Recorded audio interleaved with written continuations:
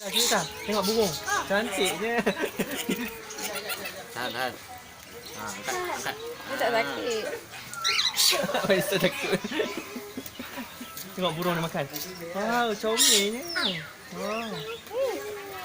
Comel. Hei.